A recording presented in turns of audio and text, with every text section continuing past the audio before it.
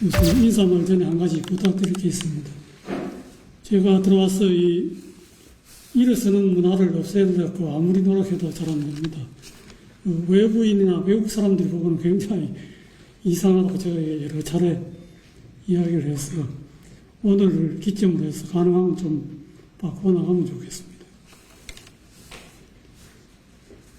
존경하는 정부의 법원장 여러분, 2025년 한 해도 수고가 많으셨습니다. 사회 전반의 대립과 갈등으로 법원과 재판에 대한 국민적 관심이 그 어느 때보다 집중되는 가운데서도 사법행정과 재판 업무에 한 채 흔들림 없이 헌신해 주시는 법원장님들과 모든 법원 구성원 여러분들께 이 자리를 빌려 깊은 감사의 말씀을 드립니다. 최근 사법제도 개편을 둘러싼 논의가 계속되고 있습니다.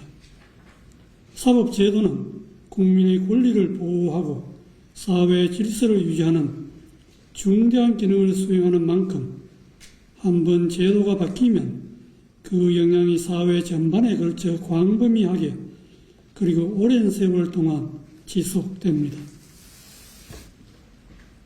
특히 제도가 그릇된 방향으로 개편된다면 그 결과는 우리 국민에게 직접적이며 되돌리기 어려운 피해를 초래할 수도 있습니다.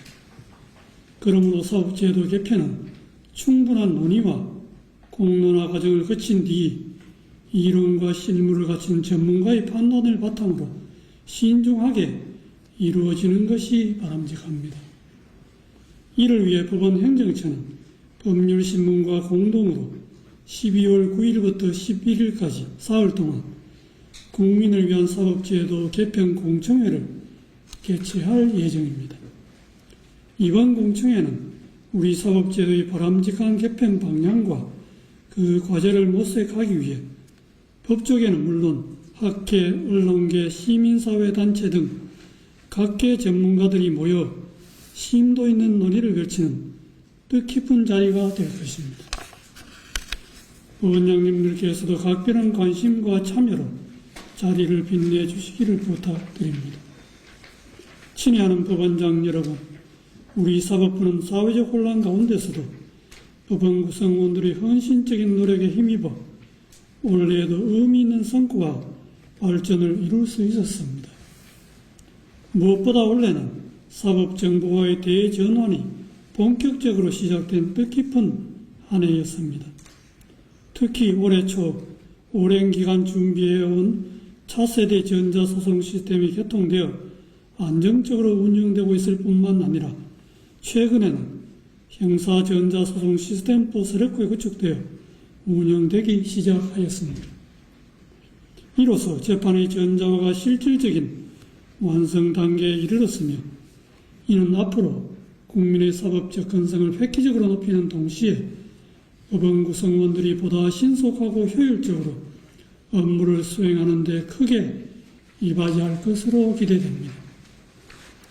시스템 구축과 도입 과정에서 중추적인 역할을 맡아 수많은 난제를 묵묵히 해결해 주신 담당자 여러분들께 진심 어린 감사와 깊은 찬사를 드립니다.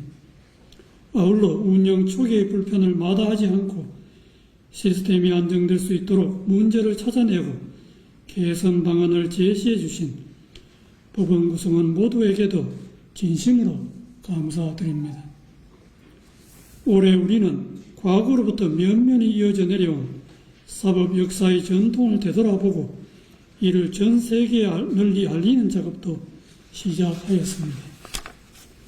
지난 9월에 개최된 세종국제 컨퍼런스는 우리 사법의 역사와 가치, 국민을 위한 법치주의 수호의 중요성, 그리고 인공지능 시대의 사법이 나아가야 할 미래 비전을 세계와 공유한 뜻깊은 자리였습니다. 내년에는 제20차 아시아 태평양 대법원장 회의가 우리나라에서 개최됩니다. 각국의 대법원장들이 대한민국에 모여 미래 사법의 바람직한 방향을 논의하게 될 매우 중요한 국제 행사입니다. 우리 사법부는 세종국제 컨퍼런스의 성공적인 개최 경험을 토대로 다음 회의를 내실 있게 준비하여 국제사법협력 분야에서 대한민국 사법부의 위상을 한층 더 높이는 전환점으로 삼고자 합니다. 법원의 전문성 강화를 위한 노력 역시 계속되고 있습니다. 내년 3월에는 대전, 대구, 광주 회생법원이 동시에 개원하게 됩니다. 최근의 어려운 경제 산업 환경을 고려할 때 회생법원의 역할과 필요성은 그 어느 때보다 크게 주목받고 있습니다. 가정법원과 함께 국민이 도산 분야에서도 지역을 막론하고 전문적이고 실효적인 사법 서비스를 체감할 수 있도록 우리 사법부의 노력이 더욱 절실하다고 하겠습니다.